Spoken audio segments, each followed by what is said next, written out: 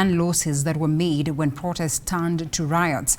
The Kenya Private Sector Alliance now projects that more than the 2.4 billion projected by the president was lost per day during the peak of the unrest. And while large corporations are tying loose ends to swing back into business, MSME owners like Mary Njeri, who lost even her wheelchair, have to start from scratch. Just what was the extent of the losses and what lives have been impacted by the protests that turned violent for business?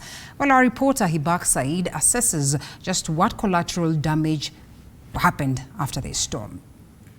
While many mill about the central business district going on about their daily affairs, a few amble trying to figure out where to start from now that their business is no more.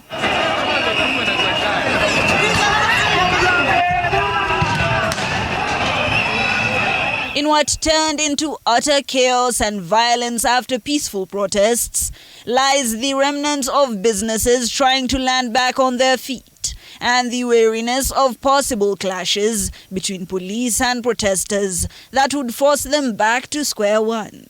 Na sasa sisi wote tumetoka mbali, tumekuja kutafuta. Sasa mtu akitoka hii town ama na kilema bila watoto wetu wanateseka, sisi wazazi tunateseka. Wengine tumewachiwa wajukuu, kama mimi wa mtoto wangu alienda akaniachia wajukuu. Sasa tunaona watu wengi wanateseka sana. Here, outside a popular supermarket, were traders who took advantage of the foot traffic from the outlet to sell wares and who turned to unfortunate collateral victims of the looting witnessed at the mart. Nilipoteza mali yangu ya dhamani karibu 20,000 pamoja na wheelchair yangu ambayo inanisaidia katika mobility yangu hapa jijini Nairobi. Nilipoteza kila kitu. Here is where Mary Njeri, a person living with a disability, has been selling wares for years and where she lost not only her stock of goods but also her wheelchair. While recounting the harrowing events, she reveals the current stock she has selling came from well-wishers and her fate, even to her, is now unknown. Sasa madhumuni yangu kama vile nilikuwa na matarajio vile nitakuwa nikienda mbele, nitakuwa by this year nimeenda a step ahead. Sasa bala a step ahead naenda a step backwards. But even so, Mary says she will not move and ardently now wishes for peace and order and for the relevant authorities to do as they promised, to provide service to all, to protect and to preserve. Na Wakenya wengi wameadhirika. Sisi yenye tunaomba tu amani ikue.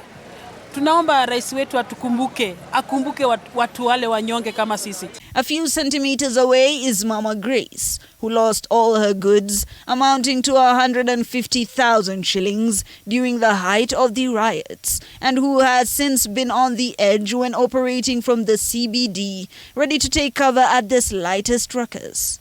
Hatujaona mtu yoyote mwenye wakuja kutusaidia ama kutuuliza chochote. Tunakaa tu, tunauza tu hizi vitu na tunaona sasa hivi ile wateja sasa vile duka haifanyi kazi, hatuna chochote. Kuanzia asubuhi sijauza chochote. Lakini nimeona tu nikuje, nisipoteze uwanja, labda supermarket Mungu anaweza jalia wapate pesa wafungue na maisha iendelee. Just a tiny flicker could trigger an inferno.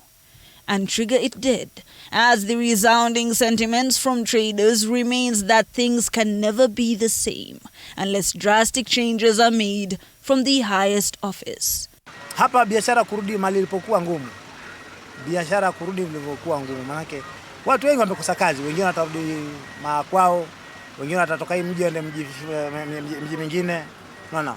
Mala papa sasa tulipo saa hii biashara kurudi vilivyokuwa ni ngumu. According to the Kenya Private Sector Alliance, the losses projected by the head of state of 2.4 billion shillings incurred on a daily from protests turned violent could be less than the situation on the ground.